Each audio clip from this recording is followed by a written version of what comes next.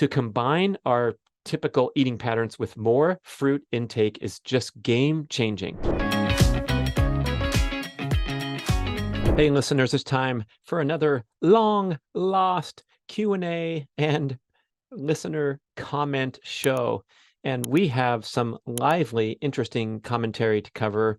Oh, so many pages of stuff. I'm sorry, I'm backed up. Haven't done a show in a while, but we're going to get through some cool topics, insights, sharing, posing thoughtful questions, and hopefully it will be of value to you. And we're going to lead off with Scott Belanger, who's going for peak performance at age 59 like me. Okay, I'm 58, but you know, in the 50 plus category, still trying hard. And Scott makes a really important point about our precise use of language when he points out that on Dr. Lustig's interview, he repeatedly said unprocessed carbs. And I mention this because I hear so many people frequently say carbs, lumping both processed carbs and natural, nutritious, unprocessed carbs into the same category. And this is Scott. I mean, unprocessed carbs have the fiber matrix, so I'm not afraid to include healthy, real food carbs in my diet, as opposed to, of course, our excellent recommendation for all of us to stay away from especially excess intake of highly refined processed carbs, such as the foods in the grain category that don't have much nutrition and can cause real problems, as we're all familiar with gluten. That was me editorializing, and then back to Scott. I like your podcast very much, but honestly, I think that even you could mention this more often. It's very confusing with all the nutrition advice out there. So point taken. And when we banter the term carbs around to describe a group of foods, we should be much more precise.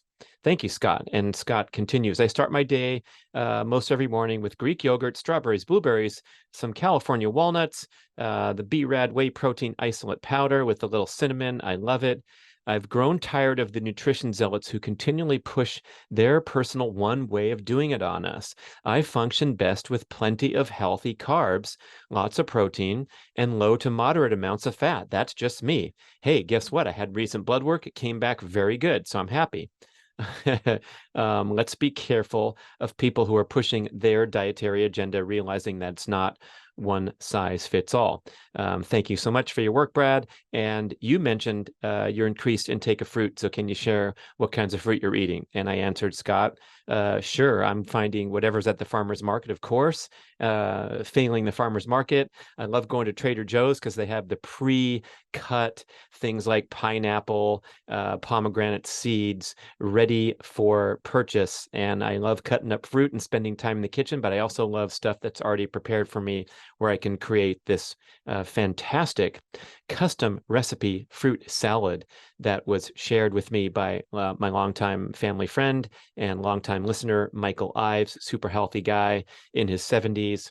And oh my gosh, he served me a bowl of this fruit salad. It was sensational. So besides whatever fresh fruits are available to make your fruit salad, his recipe includes little bits of raw ginger thrown in there, some crushed up walnuts, a little drizzle of honey, freshly squeezed lemon, and then if desired, you can also put in some full fat yogurt to mix in, so it's a little bit of white colored. But boy, when you mix that all together, I'm now bringing that as my signature dish to bring to gatherings, and everybody loves it. Horrors, all those carbs.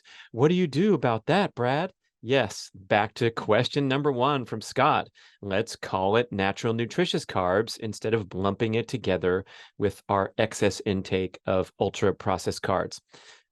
And Scott down in the desert, the Palm Springs area of Southern California, he is going to town with a great selection of fruit because of the nice agriculture around there. So he's reporting that he eats blackberries, raspberries, blueberries, persimmons, mangoes, pears, cantaloupe, grapefruit, and avocados. And unlike most people on the planet, much of that bounty is locally grown because of the great desert conditions. It's also the date growing capital of the world.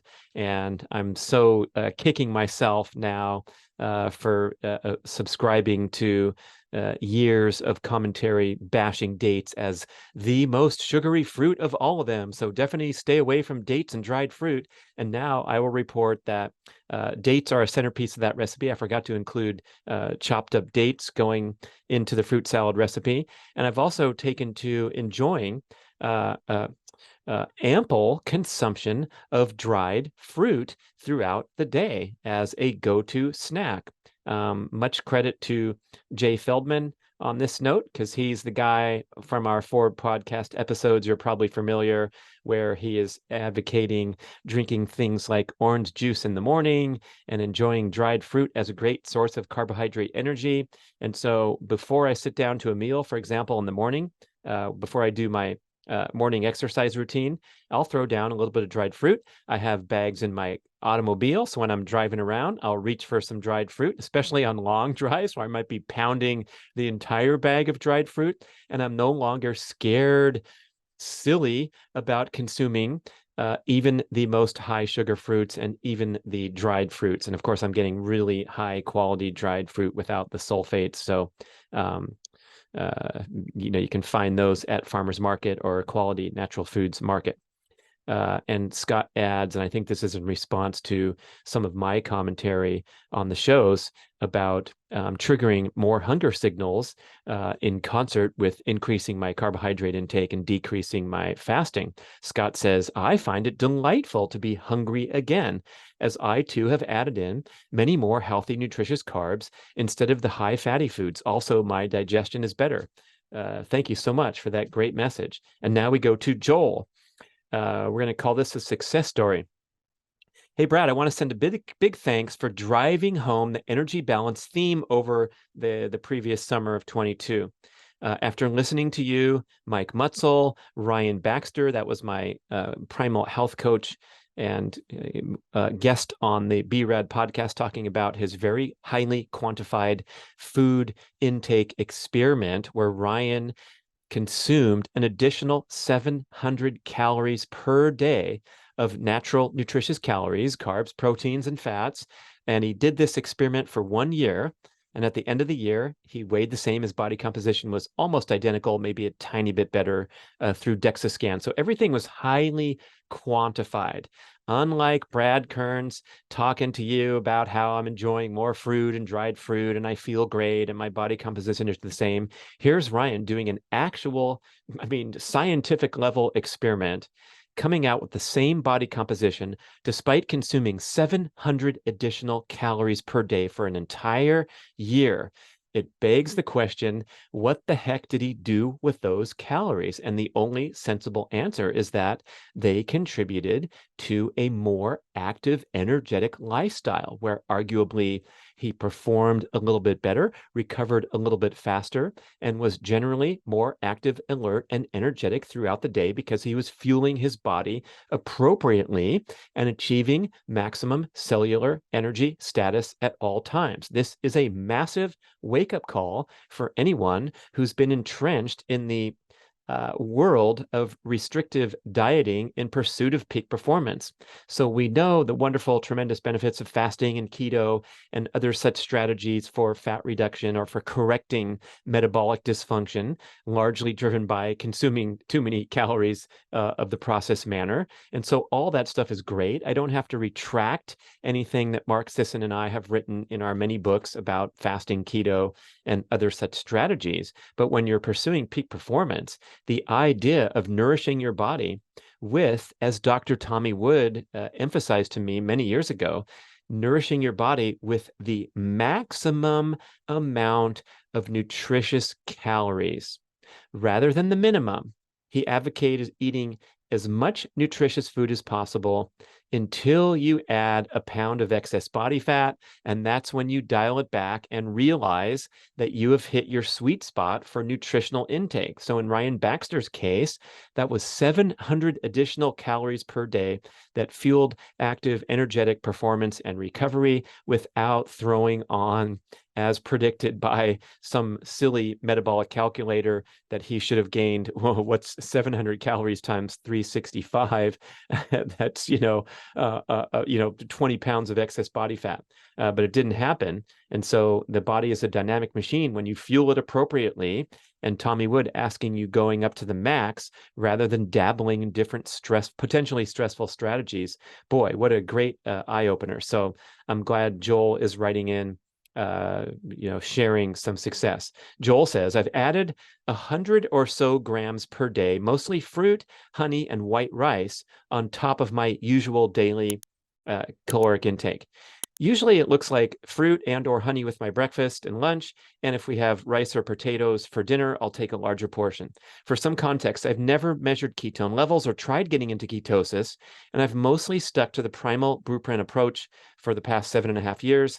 That means I have somewhere between 100 and 150 grams of carbs per day historically in the form of vegetables and rice, but I might find some pizza or naan or tortillas going in there too, since I eat with the family.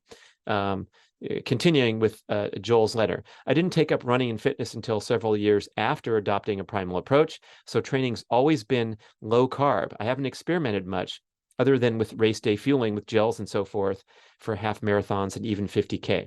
So far, my experiment to increase by about 100 or so grams per day of additional carbs in the form of fruit, honey, and white rice. So far, he says it's going really well. My heart rate is noticeably lower throughout the day. And one big difference appears to be better sleep at night, measured by recalling my dreams. It's been almost every night that I recall my dreams for the last 3 weeks. Very uncommon for me. That's very uncommon for me too, Joel. So maybe I should eat even more carbohydrates. I never remember my dreams. It's kind of frustrating. I know I dream, but I don't have those recollections with people where they wake up or they say, oh my gosh, my dream was so amazing. It was you, me, and Dupree, and we were driving in a red vehicle down the highway and stopped at the cliff. I'm like, what are you talking about? I never have that detailed recollection. But that's an interesting insight from Joel. Joel continues, it turns out I was more stressed than I knew, and eating more food and more carbs seems to have helped a lot. And you're a big factor in that decision. So thank you. Awesome letter from Joel. I appreciate that, man. That's cool. And how about that insight about a noticeably lower heart rate throughout the day? So this might suggest that he is kicking into better sympathetic to parasympathetic balance, assisted by the consumption of a optimal or more optimal amount of carbohydrates, thereby negating the need to kick into gluconeogenesis so frequently, which is part of the stress response, the sympathetic nervous system response, which could result in a higher heart rate. So the lower heart rate is potentially driven by increased carbohydrate intake. Boy, you don't hear insights like that too much when we hit that mainstream dogma and those points over and over, especially when we're doing that blanket condemnation of all carbs or calling them evil and associating better health with reducing overall carb intake. We definitely have to clean up our dialogue in this note. Awesome letter. Thanks, Joel. Keep it up. Here's Rusty. Boy, interesting how the first several questions are all on this same topic of optimizing cellular energy status, Ryan Baxter's experiment, and so forth. So he says, I watched your Ryan Baxter video. All stressors seem to converge on a nexus of the glucocorticoids. That is, any stress will raise glucagon, adrenaline, and cortisol. It appears to be quite a fragile system, and when deranged, the body will have to rely on a reserve backup system, namely fat oxidation. Episodes 1 through 7 on Jay Feldman Energy Balance podcast are great for context. Indeed, they are. And I would recommend people who enjoyed my interview with Jay Feldman to go over to the Energy Balance podcast and binge on his first 7 episodes with great contribution from Jay's frequent sidekick, Mike Fave, on the show. Those guys talk through it. There's a lot of scientific jargon, but they do a great job explaining it step by step, bouncing off each other, and will get you really heightened awareness about especially the the topic that Rusty's talking about, where the glucocorticoid system, the stress response system is kicking into gear from all forms of stress, I think is what Rusty's saying. So when you're spiking things like adrenaline, cortisol, and glucagon, and if you don't know glucagon, that is the counter-regulatory hormone to insulin. So glucagon mobilizes energy from storage. That includes both fat and includes carbohydrate, taking glycogen and converting it into glucose to be burned for energy. So glucagon is the energy mobilization hormone, and insulin is often referred to as the energy storage hormone. Technically, for those listeners, insulin is the anti-catabolic hormone. In other words, it prevents energy from leaving the storage depots. So it could be reasonably assumed to be the energy storage hormone for practical purposes.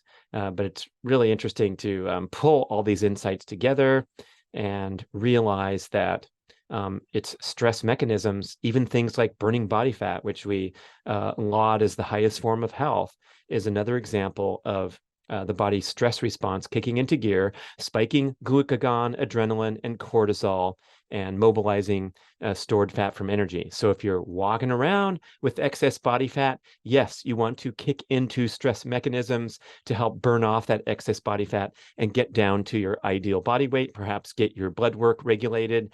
We know high triglycerides being such a prominent heart disease and metabolic disease risk factor. And amazingly, you can correct your triglyceride levels in a very, very short time by cutting back on excess food intake, excess sugar intake, excess insulin production. So if you're in that energy toxicity state, of course you want to kick into body fat burning state. But as an active, energetic, high-performing human that has good blood work and has a decent body composition, we might want to reflect further on some of these insights and strive for better energy balance, as Jay might mention. The other thing I'd like to point out here, and I answered this in writing to Rusty, is the great counterpoint advanced by Mark Sisson. We did an entire podcast largely dedicated to this topic, where I said, Mark, man, my head's blowing up here. What do you think? What's going on? I've been highly influenced by Tommy Wood, Jay Feldman, Mike Mutzel, and others talking about rethinking the need for fasting in healthy, energetic individuals and the stress response that occurs when you deprive your body of calories and how that stacks up on the same side of the scale as the challenging workout that you did while fasted. And Mark said, because he has developed excellent metabolic flexibility throughout the years, that skipping food until 1 p.m., as Mark typically does every day, is not that stressful to him at all. It's not stressful. He has no problem. He functions optimally. He likes to mention how he feels like optimal caloric intake is the minimum amount necessary to feel active, energetic, perform, recover. And so we got to this weird junction during the podcast where we realized that when Mark says, what's the minimal amount of calories I need to thrive? And when Tommy Wood says, what's the maximum amount of calories you can consume without adding a pound of body fat, it really denotes the same thing. So your optimal level of caloric intake of natural, nutritious foods only. We're not talking about adding 700 calories a day, Ryan Baxter drinking a Slurpee in the morning and having a cupcake in the evening. That's not what this is all about. We're talking about consuming an optimal amount of natural, nutritious, easy to digest calories, would be quantified by not adding body fat over time, and also performing and recovering optimally and not turning down some of those important metabolic and health dials, such as reproduction, repair, growth, and locomotion.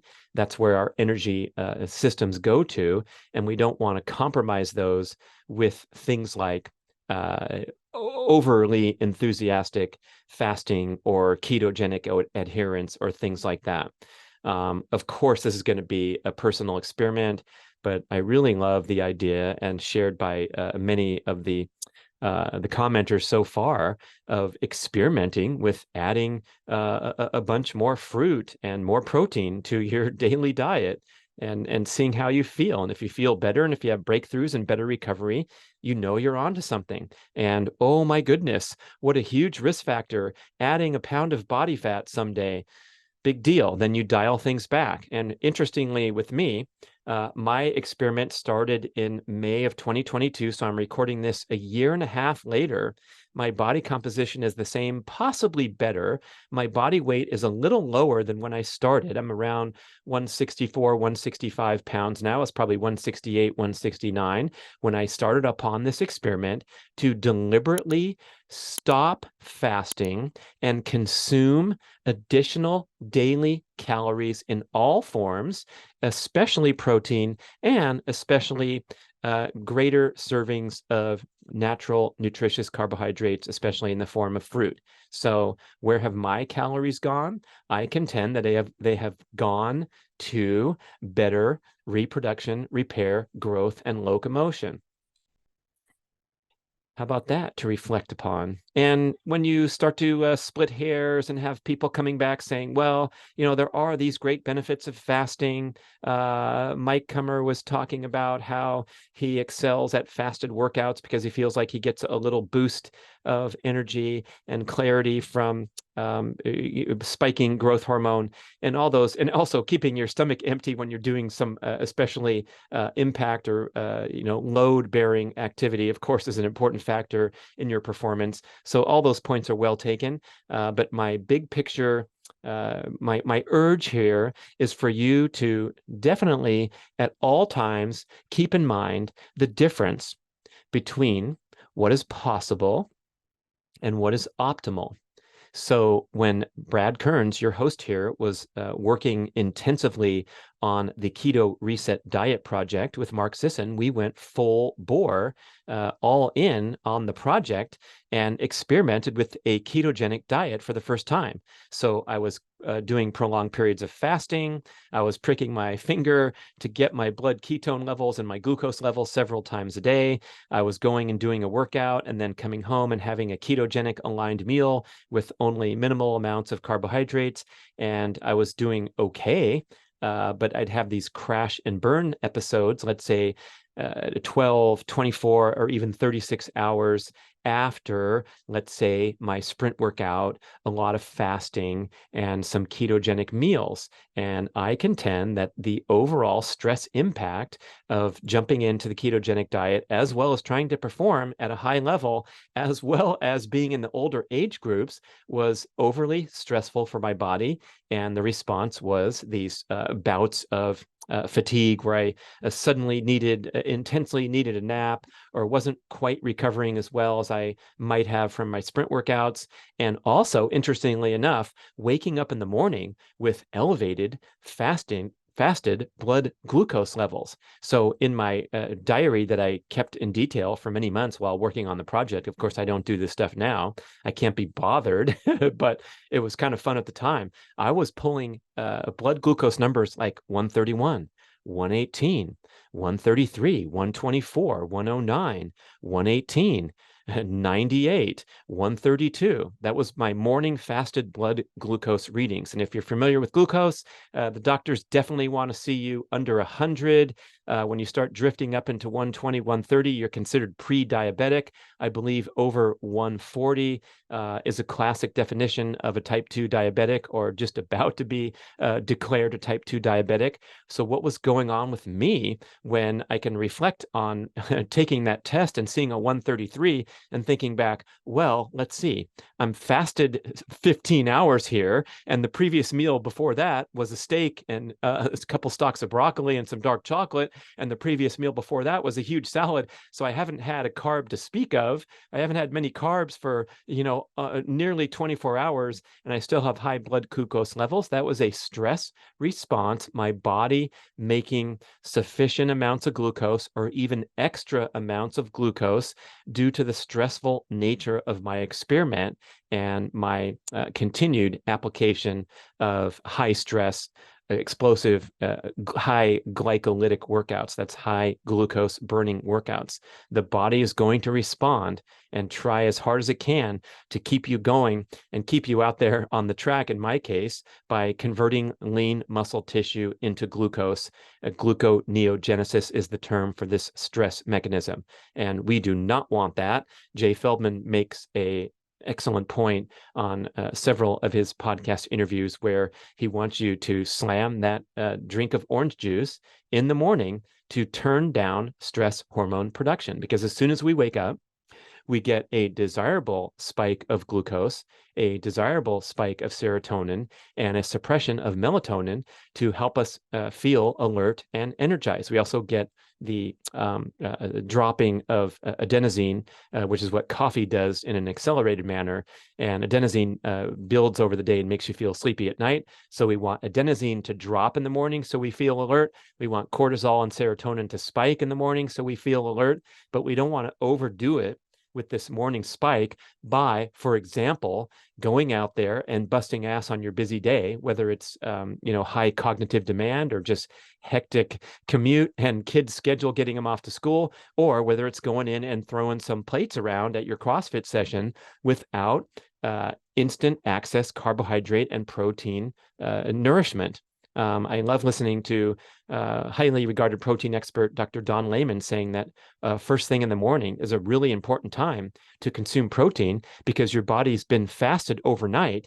And if you weren't to consume protein right away, you can easily drift into a catabolic state. Remember, there's 3 states: anabolic, that's muscle building; metabolic, which is neutral, just processing energy; and then catabolic is breaking down energy. So we want to guard against catabolic state by having a hit of protein in the morning. And he also recommends taking a hit of protein at the end of the day. Of course, not right before bed, although my high-performing son, who's got a ton of muscle mass and works out really hard, will slam a giant protein smoothie right before bed, and ensuring that he doesn't adversely affect his performance and recovery from his very challenging strength-building workouts. Okay. So I mentioned Sisson's counterpoint, where he would probably say, no, I do not need a hit of your protein scoop in the morning. Thank you anyway for the free bag, Brad. But he's so highly efficient that he believes that he's not in a catabolic state because of his metabolic flexibility and the fact that he's burning body fat as his primary source of energy and not needing to kick into gluconeogenesis to get sugar. Okay, so there you go.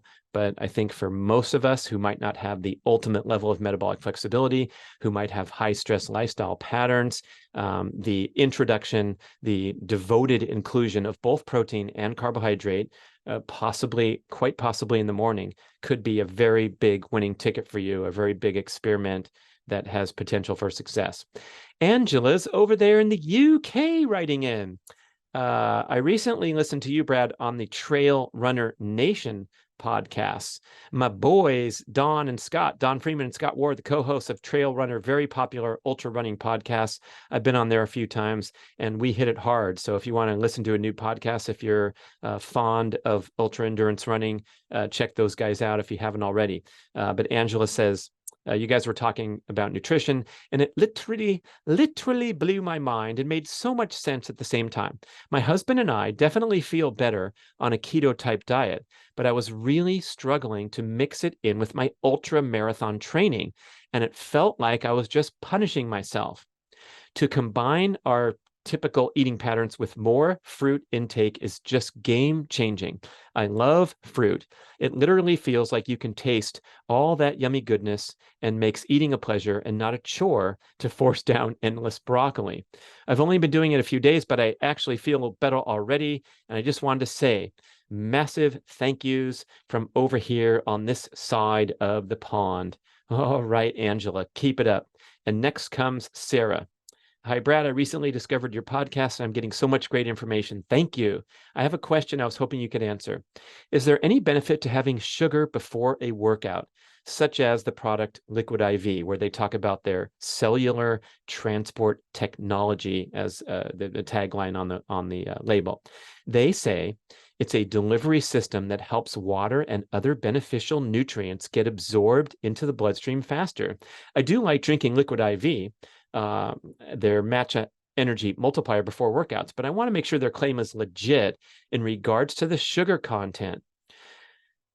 Interesting here is that studies strongly validate that a bit of glucose, sodium, and other electrolytes will actually speed the gastric emptying rate of fluid in your digestive tract and improve hydration. So this is not a new insight. This was the foundation of what Gatorade was built on back in the 70s, where they did plenty of research and were able to contend that including glucose, sugar, calories, and electrolytes in a beverage will improve hydration in comparison to plain water. And it's virtually undisputed in exercise physiology community that indeed a solution of the correct percentage of sugar to overall volume will help the fluid empty the stomach faster and get to the target organs and tissues. So that's pretty cool, where you can have the justification for adding a bit of sweet to your beverage, and it will indeed improve hydration. Same with sodium. You always want to have the correct sodium to fluid balance when you consume beverages. And so this idea that you can go and slam a gallon of water after a hot, sweaty workout and hydrate optimally is going to be a challenge, because your body's really, really good at regulating sodium balance in the body. It's super important. We know about the immediate and severe health risks prompted by hyponatremia. And that is, you can pass out and go into a coma. And so overhydrating can be fatal in some famous cases of people that were doing radio station water drinking contests, where who could drink a gallon the fastest, or whatever terrible tragedies that have happened. So hyponatremia was brought into mainstream attention, especially by Dr. Timothy Noakes and his studies with marathon runners.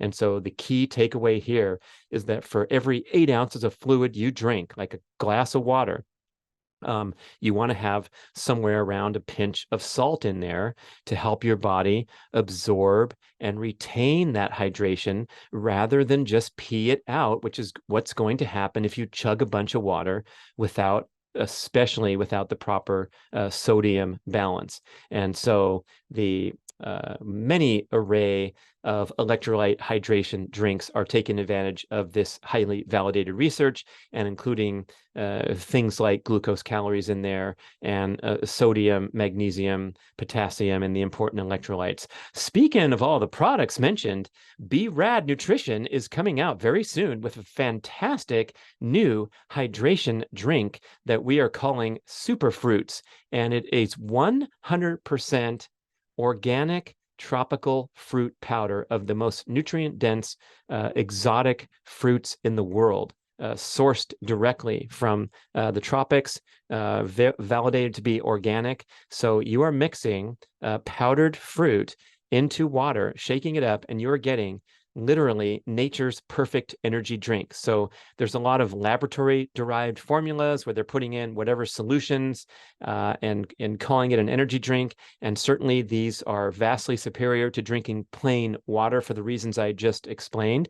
But as we started to consider introducing this product into our product line, I have been really captivated by the goal of being as natural as possible, rather than having another laboratory derived formula. So you are getting a bunch of juice with fruit like camu camu, which has 300% of the daily vitamin C requirement by itself. And you'll hear a lot more information about the B.rad Superfruit electrolyte and hydration natural beverage coming very soon. Okay, here comes Charisse. Hey, Brad, I'm starting to listen and read more of your stuff lately, and I'm really enjoying it. It helps me to stay on track, even if I don't follow every single recommendation. And it's so easy to get off track. So just the repetition and the reminders is great. I like to keep it simple, stay organic, keep up with the protein intake, which is hard for me and a lot of other females. And I really appreciate just hearing the message often and helping the brain retain that muscle memory, especially when shopping and deciding what to eat at the meals. Thanks, Charisse. And you're doing great. A super fit female up in Lake Tahoe, my pal. So thanks for writing in. Here comes Sean. Hey, Brad, I have a question. I'm 47 years old. I've been dieting traditional ways. I've been dieting traditional diet, and I have heaps of strength training thrown in. As I've gotten older, I've gotten fatter and more out of shape with low mood and low energy. I want to take my health back, but I'm stuck on how to start. I see things like keto and intermittent fasting, and then I hear that the exact opposite could be better. What would you suggest?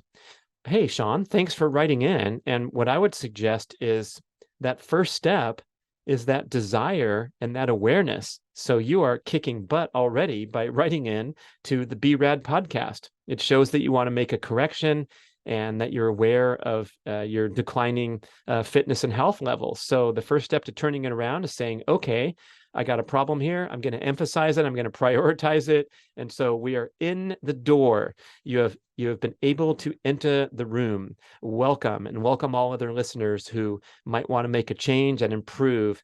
We are here to help you. And so to keep it simple, just like Charisse reminded us on the last message, the first thing I'm going to say is to ditch processed foods. So just cleaning up your act is the necessary first step for any sort of healthy lifestyle, physique transformation.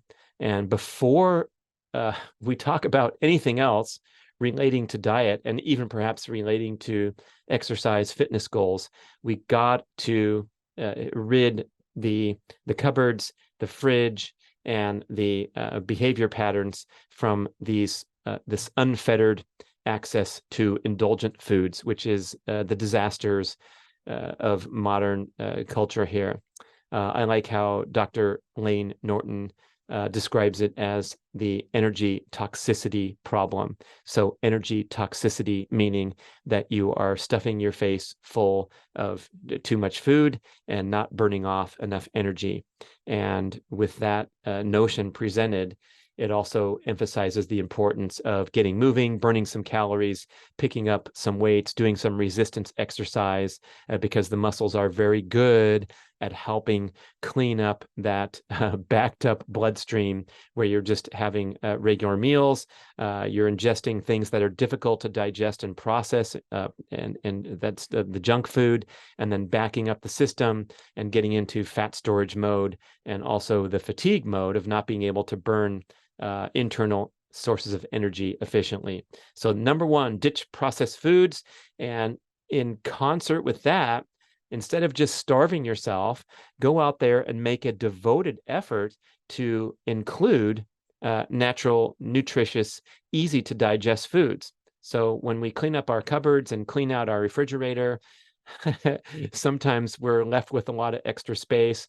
And I really think it's important to front load your success here by preparing healthy, nutritious, satisfying meals instead of just waiting around until you get hungry and then becoming extremely vulnerable to reaching for those comfort foods, those quick energy foods, and getting stuck back into the negative spiral. And then when it comes to fitness, I'm not going to give any more advice except for those two big hitting items. We want to try for this sensible, under the radar type strategy where you're not going out there and going from inactive to kicking butt at these super challenging workouts, because that's going to be at very high risk of being unsustainable. So we want to get moving more in general everyday life, starting with walking as the centerpiece. Walking in your Palooza shoes would be great. Just walk around the block. Don't push it, but you're getting the heart rate up. You're into that training zone. You're teaching your body to burn fat by comfortable, low intensity general movement, walking, and other forms of exercise. It could also include yoga and formal practices in there, and also brief breaks from prolonged periods of stillness during the workday, such as getting up and doing a few calisthenics or walking up and down a couple flights of stairs, just getting moving more in everyday life before we go and set you up with some advanced and potentially very stressful fitness protocol. Of course, the workouts are going to deliver tremendous fitness body composition benefits, but we want to take these things slowly and carefully and gently by getting around and moving more, walking more.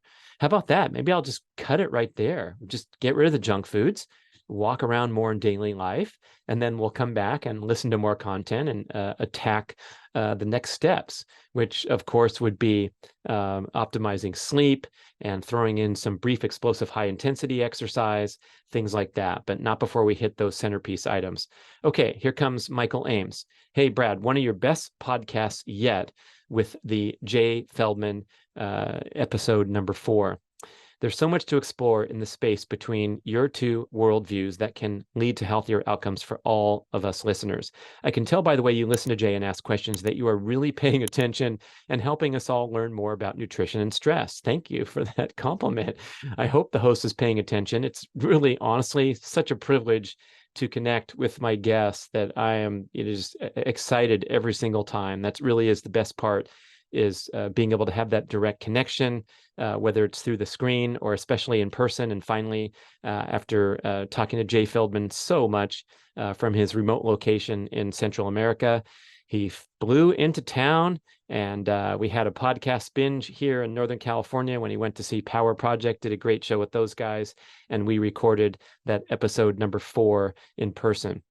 I found it fascinating, says Michael, to hear how we look at some things like exercise, sleep, and sunlight, and think, hey, why would you limit yourself in these areas? You know, we want to get enough sleep, we want to get enough exercise, we want to get enough sunlight. But as Michael points out, with food, there always seems to be some sort of restriction. Why don't we look at food the same way we look at sleep? Enough of this deprivation mindset. No need to reply. I just felt moved to check in. What a great point. And it takes us right back to Dr. Tommy Wood, also one of my favorite podcast guests. So I think we have 3 shows on there, dating way back. It's been a while since we connected for an interview. It's about time for another one. I especially want to visit his amazing boxer dogs that are top-notch performers there in the Washington area. He's a professor at University of Washington. But that simple, sensible advice to eat as much nutritious food as possible and fuel your body for an active, energetic lifestyle. Yeah, forget the deprivation mindset. Enough already. Okay, Mike Catlin, frequent commenter, always insightful and interesting. Mike says, one of the things you mentioned was about eating fruit for carbohydrate energy and peak athletic pursuits and eating it year-round. Until some paleo ancestor said, hey, let's go see what's beyond the 35th parallel north. Guess what? Our ancestors probably had fruit nearly all the time. And this is such an awesome insight for Mike to share and point out, and we don't hear about it enough. We hear often about the ancestral alignment where we don't want to eat fruit during the winter time. And we hear about how our ancestors endured these dark, long, cold, harsh winters by going into ketosis. And that's why it's really good for us to go into ketosis today, especially during the winter months. And I'm calling bullshit on a lot of that story, especially because we have neutralized many of the descriptive aspects of that long, dark, cold, harsh winter, because we have comfortable internal environments, we have year-round access to all manner of foods, and we also are going and turning the lights on so that we artificially lengthen our days so that they are aligned with the long days of summer year-round. And then to add on top of that insight, look, humans evolved, we branched out 2 million years ago and eventually became Homo sapiens. We've often cited the date 200,000 years ago. I'm also hearing people say 300,000 years ago, but somewhere around 200,000 years ago, the appearance of the first anatomically modern Homo sapiens came along. So we know before that time, our ancestors were largely equatorial. And so we were in Africa and likely had access to a lot of carbohydrates year round. 200,000 years ago came the first modern Homo sapiens, and Homo sapiens did not even try to leave Africa. The first exodus came 60,000 years ago. It was unsuccessful. There was a couple bouts and turnarounds. Homo sapiens finally emigrated east, contrary to popular notion that we went from Africa right up to Europe. We actually went all the way over to Asia, Australia, Indonesia area, and then backtracked along the coast is where we evolved and migrated. And then finally, I think it was 30 or 40,000 years ago, was our first foray north past those tropical parallels, and then pushing north, way up all the way to the polar regions, modern day Scandinavia and so forth. So, you think about that as a small blip on the timeline of the human evolution, where we even had to deal with long, dark, cold, harsh winters. Okay, so continuing with Mike, he mentions that in the Primal Blueprint, Mark says genetic change takes a long time, like 40 to 70,000 years. So when we talk about humans being default low carb because our ancestors were low carb, especially in the winter, that's technically inaccurate. And we have a lot of timeline for humans to evolve to digest carbs effectively.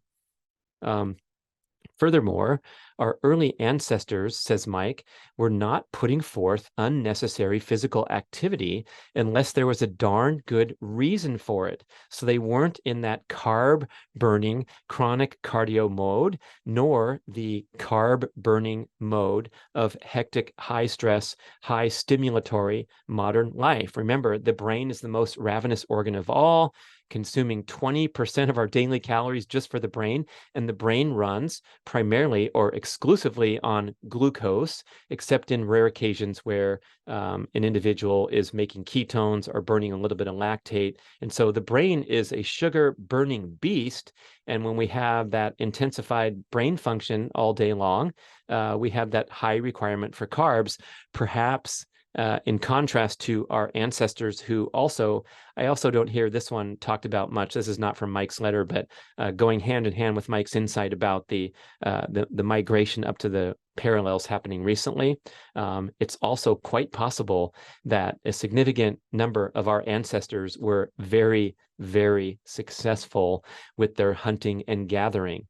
So this romanticization of the strong, powerful, resilient ancestor hunting down the game to survive during the long, dark, cold, harsh winter. We might have had dudes that were out there laying on the rocks, inventing a net, catching a shit ton of fish, sharing it with the clan, and having plenty of free time to reproduce and grow the population without having to lift a finger and build big, strong muscles and resilient ketogenic manufacturing systems. That's another interesting insight to reflect upon a bit.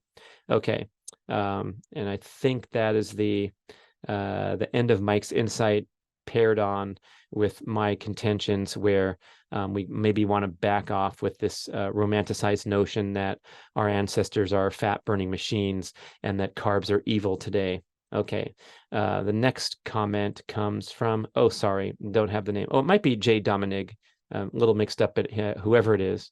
Brad, I love your show. I recently started listening. I have a 16-year-old son who's ready to put on muscle for football, and we want to know if you have any recommendations for supplements, protein, creatine, for safe, effective, efficient muscle and weight gain. He's 5'11", 155. It looks like his frame could add an additional 50 pounds of muscle pretty easily. His coaches have encouraged him to get to 180 by next year's football and wrestling season. Thanks for any input you have. No health issues. And I am a dentist, so I know that whatever you say is not going to be construed as medical advice. So to the young football lad, Oh man, my first sassy quip would be to possibly rethink the desperate need to participate in football. I'm not a huge fan of youth or high school football because I believe the injury risk is so high, and I'm disappointed that it is still the centerpiece of culture in America. And I would love to see sweeping modifications, such as switching high school football to what they call passing league, which is what the football players do in the summertime, where they wear shorts and they have flags and they have these 7-on-7 tournaments, which are really fun and exciting to watch because it's the quarterback throwing to a bunch of receivers who are being guarded by defensive players, and you don't have that smashing of the helmets and the miniature concussions, not to mention the major concussions that occur in high school football. So that's my first public service announcement. And then for a young athletic person to want to gain 30 pounds, what I often see in the youth world is an indiscriminate increase in calories, especially crappy processed inflammatory foods. And guess what? They gain some muscle because their hormones are ready to add muscle, but they also gain a bunch of fat, and they also put in a lot of unhealthy, ineffective fuel into their bodies. And of course, they're resilient enough to handle it. But oftentimes, what happens is a young person gets into that high caloric consumption and indiscriminate caloric consumption mode. And then the magic wears off when they turn 28 or 30, and they have to deal with metabolic health conditions driven by indiscriminate caloric intake. So for a young player, I would focus on, maximizing intake of nutritious calories to the point where they might be inhaling bananas all day long. Or like Andrew Zaragoza reports on the Power Project, co-host of the Power Project podcast, he consumes 10 eggs every day before heading out to his busy, active, energetic day at the super training gym, working out like a fiend, doing his jujitsu, and also hosting and mastering a bunch of podcast content. So, man, if I had a kid that was trying to put on 30 pounds, let's get that done with the highest quality whey protein powder. Ding, ding, ding. Another public service announcement for the B.rad Whey Protein plus Creatine Superfuel. That would be a great choice for a morning smoothie, an after practice smoothie, and an evening smoothie, as I mentioned, that my son is a champ at, and putting those healthy, nutritious, easy to digest calories down, especially protein, so that you can trigger that muscle growth that you're working so hard to get in the gym. Creatine loading, as the bodybuilders used to do, is now being seen as unnecessary and potentially problematic. So I wouldn't want a high school kid slamming down 25 grams of creatine every single day. There's no reason to do so, but getting a nice ambitious level every day when you're trying to go from 150 to 180, you want to be anabolic. And so if you consider B.rad protein has 3 grams per scoop, and a football guy is going to take 3, 4, 5 scoops a day, that's going to be a nice dose of creatine in there as well. But the more you can overload with massive consumption of foods that are approved and thumbs up for being nutritious, have a pound of hamburger and then make another pound because you're going to hit that an hour or two later. And then, of course, kids are going to enjoy their Skittles and their hot fudge sundaes. But I really cringe at the idea of football players, emphasizing their donuts and their cheese puffs and whatever other garbage in the name of adding mass. Okay, how's that answer?